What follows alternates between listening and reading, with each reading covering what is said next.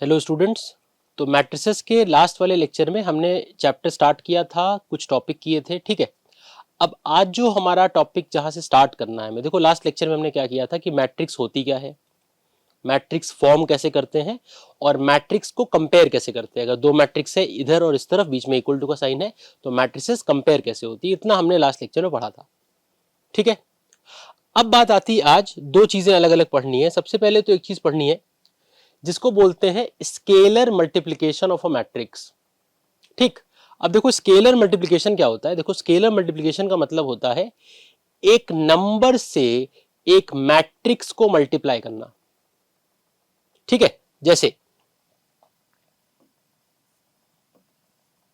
ये एक नंबर है, ठीक, अंदर एक मैट्रिक्स मान लेते लिखिए 5 4 1 5, ये एक मैट्रिक्स है, ठीक।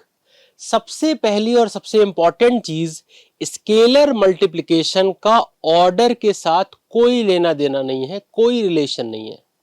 मतलब एक मैट्रिक्स का ऑर्डर कुछ भी हो, उसका स्केलर मल्टीप्लिकेशन हमेशा किया जा सकता है। और कैसे होता है स्केलर मल्टीप्लिकेशन? ये जो नंबर बाहर लिखा है मैट्रिक्स के, इसको स्केलर बोलते हैं बिकॉज ये एक नंबर है, ठीक है। ये नंबर अंदर आएगा और अंदर आके अंदर के जितने एलिमेंट्स हैं, जितने कंपोनेंट्स हैं, सबको मल्टीप्लाई करेगा। इसका मतलब ये 2 अंदर आएगा, 5 को इंटू करेगा, 4 को इंटू करेगा, 1 को इंटू करेगा, 5 को इंटू करेगा, और ये अंदर आके इंटू करेगा ही करेगा, ऑर्डर कुछ भी हो। ऐसा नहीं है कि अगर ऑर्डर डिफरेंट है तो मल्टीप्लाई नहीं होगा, कोई भी ऑर्डर हो, स्केलर मल्टीप्लिकेशन हमेशा पॉसिबल होता है इररिस्पेक्टिव ऑफ द ऑर्डर, ठीक है। तो ये 2 अंदर आएगा, और जब 2 अंदर आएगा तो अंदर जो एलिमेंट्स लिखे हैं, अंदर क्या क्या एलिमेंट्स लिखे हैं, देखो यहां पे 5 है, तो 2 into 5 10, 2 into 4 8, 2 into 1 2, and 2 into 5 10, ठीक है। तो बहुत सिंपल सी बात है कि ये जो 2 है, ये मैट्रिक्स के बाहर एक नंबर है, इसको स्केलर बोलते हैं। Scalar multiplication is independent of order, order कुछ भी हो। जब ये 2 अंदर आएगा तो अंदर लिखे हर एलिमेंट को मल्टीप्लाई करेगा, ठीक है। एग्जांपल और लेते हैं।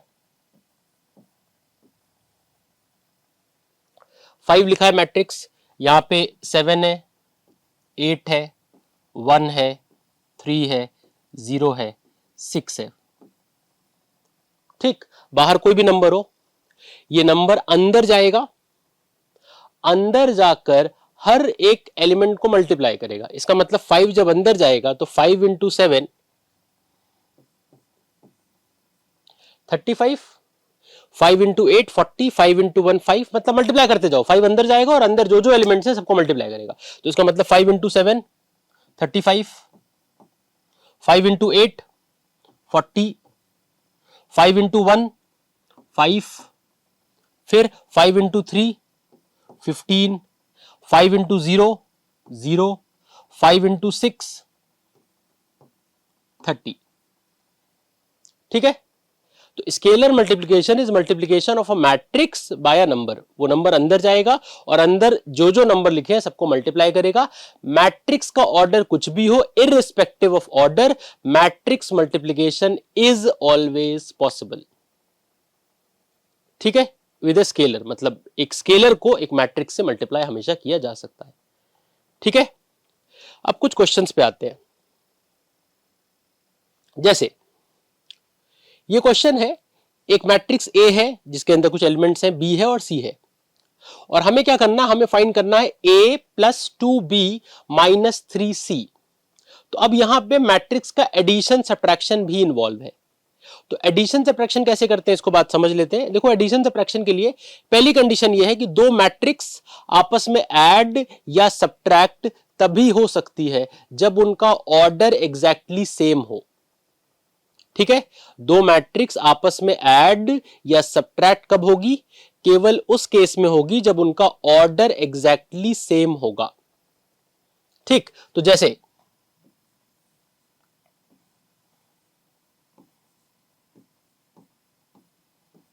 ये है, अगर हम इस मैट्रिक्स को इससे ऐड करना चाहें,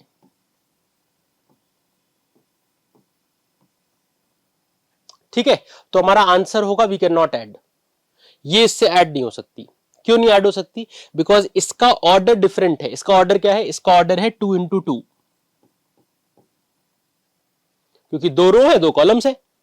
इसका ऑर्डर कितना है? देखो इसमें 2 रो है, फर्स्ट रो सेकेंड रो, तो 2 रो है लेकिन कॉलम एक ही है, तो इसका ऑर्डर कितना है? इसका ऑर्डर है 2 इंटू 1। तो क्योंकि ऑर्डर डिफरेंट है तो वी कैन नॉट ऐड। ये चीज याद रखना, दो मैट्रिक्स को आपस में ऐड या सब्ट्रैक्ट करने के लिए जरूरी है कि उनका ऑर्डर एग्जैक्टली सेम हो। ठीक है, अगर ऑर्डर सेम हो जाता है तो करस्पॉन्डिंग एलिमेंट्स ऐड कर दिए जाते हैं। Example,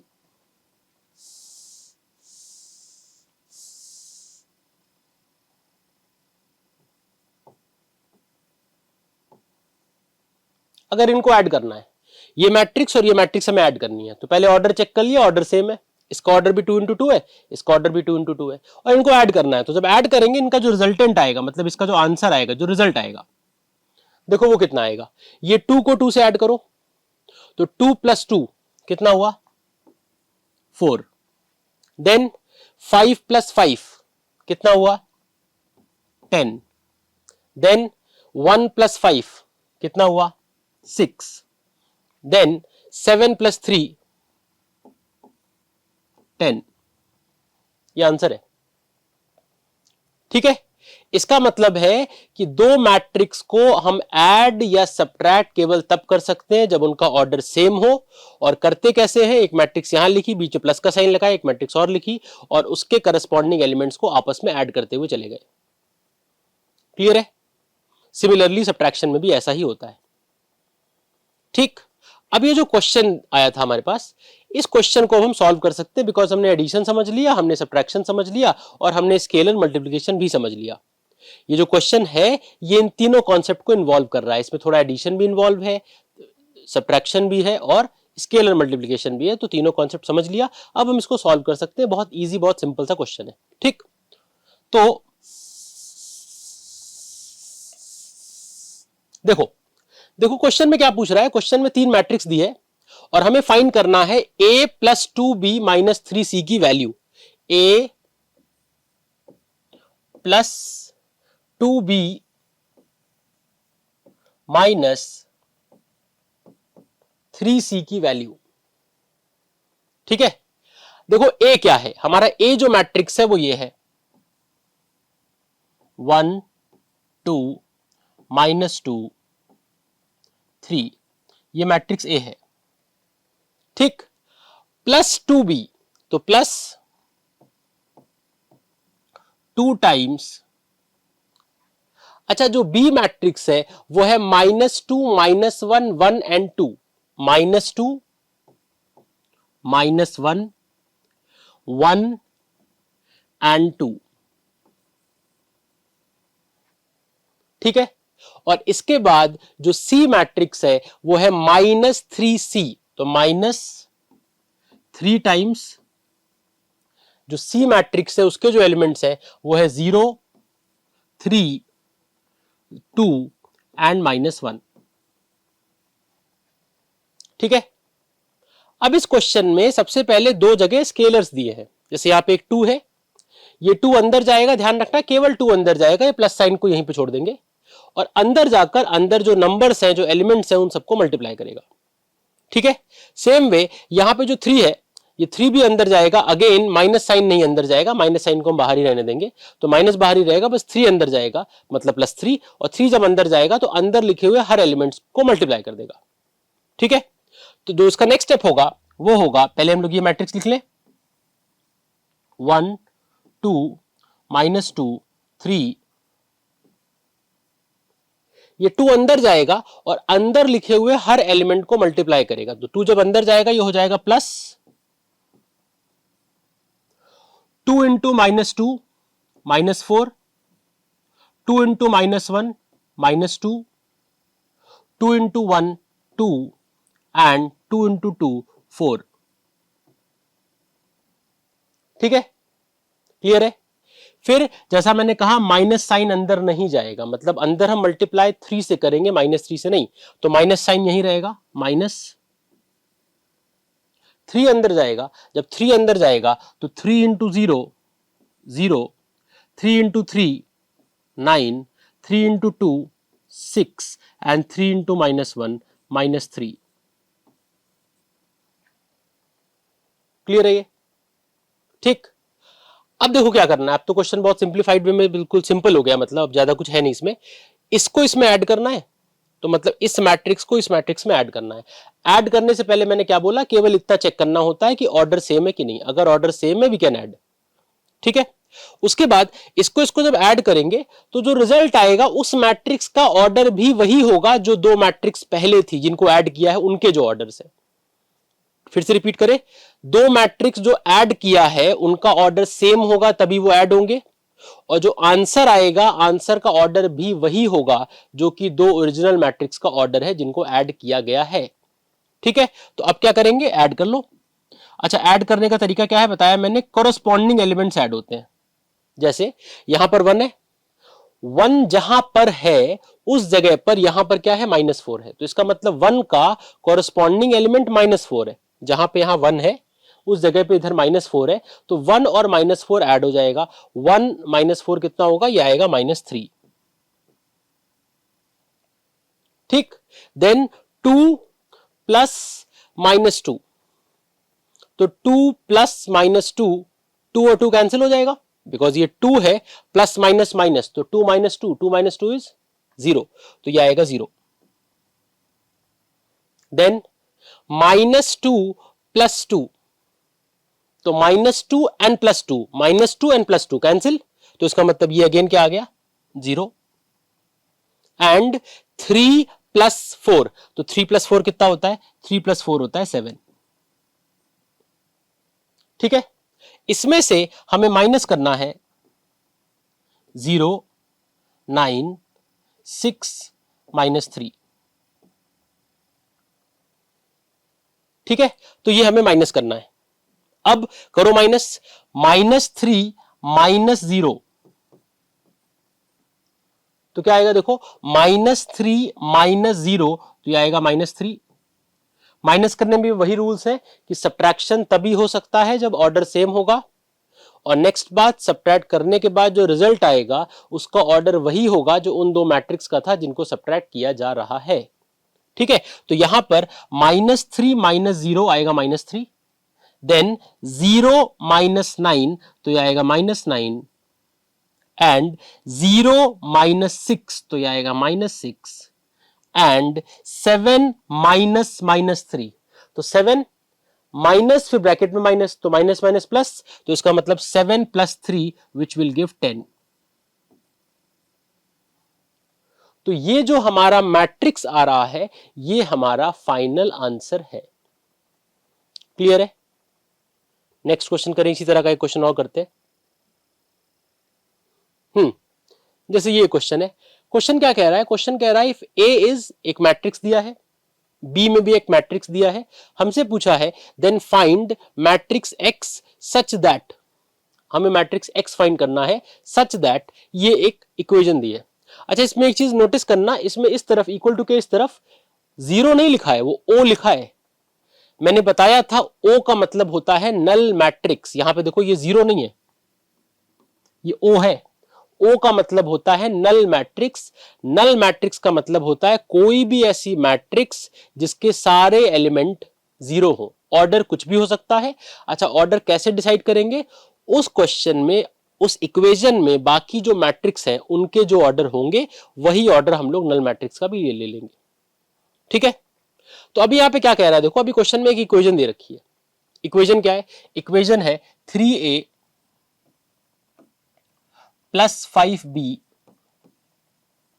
- 2x is equals to null matrix. ठीक है, और हमसे ये पूछा है कि फाइंड मैट्रिक्स एक्स, हमें मैट्रिक्स एक्स को फाइंड करना है कि एक्स मैट्रिक्स क्या होगी। इसके लिए क्या करेंगे देखो, बहुत सिंपल सी बात है कि ये जो -2x है इसको इस तरफ ले आए, और जब ये इस तरफ आएगा, इस तरफ नल मैट्रिक्स है, नल मैट्रिक्स मतलब उसके सारे एलिमेंट 0 0 0 0 सब 0 है, तो वो उससे ऐड हो जाएगा, कोई फर्क नहीं पड़ेगा उसमें। तो इसका मतलब ये आ जाएगा 3a + 5b और ये 2x इधर से इस तरफ जाएगा तो प्लस का 2x हो जाएगा, और जीरो ऐड होने से कोई फर्क नहीं पड़ता। ये 2x इधर से इधर आएगा तो प्लस का 2x हो जाएगा, और जीरो ऐड होने से कोई फर्क नहीं पड़ेगा, तो ये 2x ही रहेगा। बात समझ में आ गई भाई? इस तरह सोचो, 5 प्लस 0 क्या होता है? 5 होता है। 10 प्लस 0 क्या होता है? 10 होता है। तो उसी तरह से 0 में अगर 2x जाके ऐड होगा तो 2x प्लस 0 क्या होगा? 0 मतलब नल मैट्रिक्स, तो 2x आ जाएगा वापस से। ठीक, अब क्या करना है? अब इससे वैल्यूज पुट करनी है। वैल्यू किसकी? मैट्रिक्स की। तो यहां पे क्या लिखा है? 3a, ए मैट्रिक्स ये लिखा है तो नोट कर लेते हैं। 3a जो होगा हमारा वो होगा 9 1 5 3 प्लस फिर क्या है? 5b, तो वो होगा 5, b के अंदर एलिमेंट है 1 5 7 minus 11 is equals to 2x। ठीक है, अब इसके बाद यहां से ये जब 3 अंदर जाएगा तो 3 अंदर जाएगा तो अंदर जो जो एलिमेंट्स है उन सबको मल्टीप्लाई करेगा, जैसा हम लोग देख रहे थे स्केलर मल्टीप्लिकेशन में। और उसी तरह से यहां से 5 अंदर जाएगा तो अंदर जो एलिमेंट्स है उन सबको 5 मल्टीप्लाई करेगा। तो जब ये 3 अंदर जाएगा तो 3 into 9 27, 3 into 1 3, 3 into 5 15 and 3 into 3 9 plus 5 अंदर जाएगा, अंदर जो जो एलिमेंट्स हैं वो 5 से मल्टीप्लाई होंगे, तो 5 अंदर जाएगा, 5 into 1 5, 5 into 5 25, 5 into 7 35 and 5 into minus 11 minus 55 is equals to 2x होगा। ठीक है, अब क्या करेंगे? अब ऐड करेंगे। देखो ऐड करेंगे तो इसको इससे ऐड करेंगे, जैसे ऐड करने में क्या बोला है? ऑर्डर सेम होना चाहिए। अगर ऑर्डर सेम है तो corresponding elements can be added. तो यहां पर जो ऑर्डर इसका है 2 क्रॉस 2, वही ऑर्डर इसका भी है 2 क्रॉस 2, तो हम इनको ऐड कर सकते हैं। तो इनको जब ऐड करेंगे तो 27 प्लस 5 कितना होगा? 27 प्लस 5 होगा 32, देन 3 प्लस 25 कितना होगा? 28, देन 15 प्लस 35 कितना होगा? 50 एंड 9 माइनस 55 होगा -46 इज इक्वल्स टू 2x।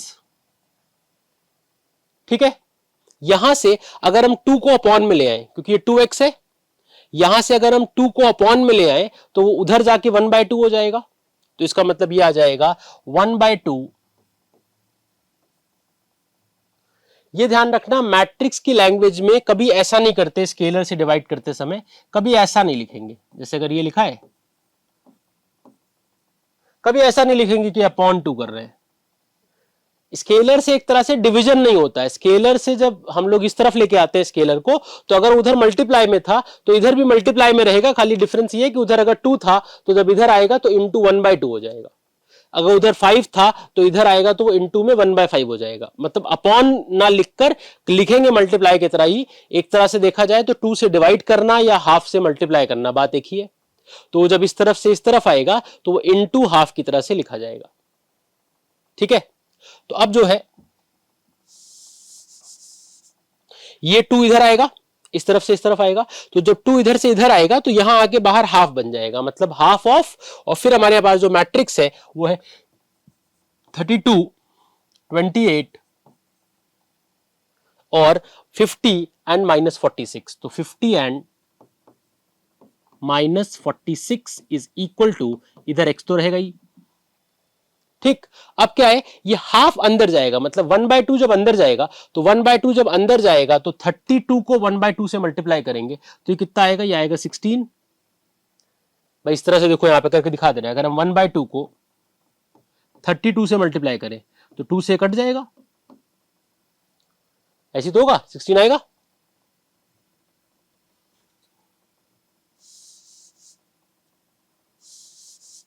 ठीक, ऐसे अगर हाफ से 28 को मल्टीप्लाई करें तो कितना हो जाएगा? 14। और ऐसे अगर हाफ को 50 से मल्टीप्लाई करें तो 25, और ऐसे अगर हाफ को -46 से मल्टीप्लाई करें तो -23। तो ये हमारे पास जो मैट्रिक्स आएगा वो आएगा मैट्रिक्स x। ठीक है, यहां एक बहुत इंपॉर्टेंट बात बताई, वो ध्यान रखना कि स्केलर से डिवाइड नहीं करते। इसका मतलब अगर यहां पे 2x है तो अगर हमने 2 को इधर लाकर मैट्रिक्स अपॉन 2 लिखा तो वो पेपर में काट दिया जाएगा, वो अलाउड नहीं है। हम 2 को जब इस तरफ लाएंगे तो इस तरफ आके 1/2 से इनटू एक तरह से हो जाएगा, तो 1/2 और अंदर एक मैट्रिक्स, और फिर वहां से हम लोग x की वैल्यू निकाल सकते हैं। क्लियर है, ये बात समझ में आ गई? ओके। अब नेक्स्ट जो हमारा टॉपिक है वो है, एक छोटा सा कॉन्सेप्ट होता है मैट्रिक्स में जिसको बोलते हैं ट्रांसपोज ऑफ अ मैट्रिक्स। ठीक है, एक मैट्रिक्स का ट्रांसपोज क्या होता है? ठीक है, तो ट्रांसपोज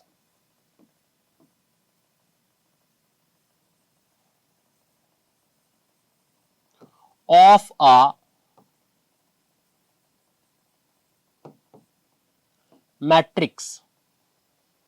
ठीक, देखो ट्रांसपोज का मतलब होता है कि अगर किसी मैट्रिक्स के रोज एंड कॉलम्स को हम इंटरचेंज कर दें। जैसे अगर एक मैट्रिक्स ये लिखी है,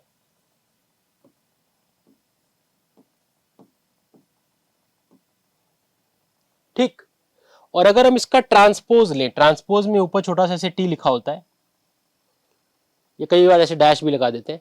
तो देखो ट्रांसपोज का मतलब होता है कि रोज एंड कॉलम्स को इंटरचेंज करना। जैसे इस मैट्रिक्स का जो फर्स्ट रो है वो क्या है, 1 2, मतलब ऐसे देखो 1 एंड 2।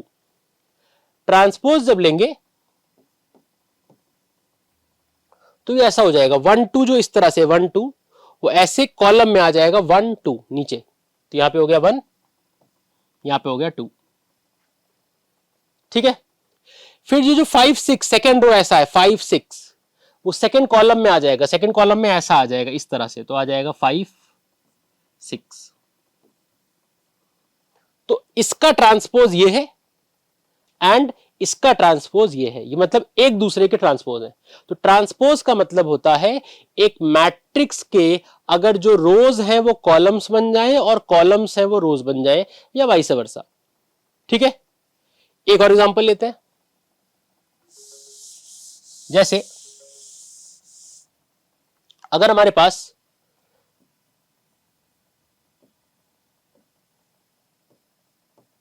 एक ये मैट्रिक्स है,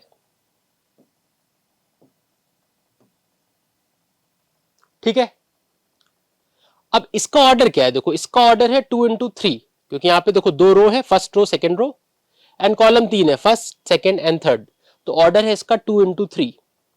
इसका जब ट्रांसपोज लेंगे तो देखो जो हमारा फर्स्ट रो है जो कि ये है, ये वो हमारा फर्स्ट कॉलम बन जाएगा, मतलब ऐसे 1 2 एंड 5। तो अगर इसका ट्रांसपोज ले 1, अच्छा 1 2 5 ऐसे है, ये ऐसे बन जाएगा 1 2 5, तो आ जाएगा 1 2 5। ठीक, ऐसे ही 8 3 2 है तो वैसे आ जाएगा 8 3 2। तो यहां पे एक चीज ये नोटिस करी कि इसका ऑर्डर भी चेंज हो गया, मतलब ट्रांसपोज होने के बाद जो मैट्रिक्स का पहले ऑर्डर था अब वो सेम ऑर्डर नहीं है। इसका जो ऑर्डर था वो कितना है, इसका ऑर्डर है 2 into 3, यहां पे 2 रोज है एंड 3 कॉलम्स है।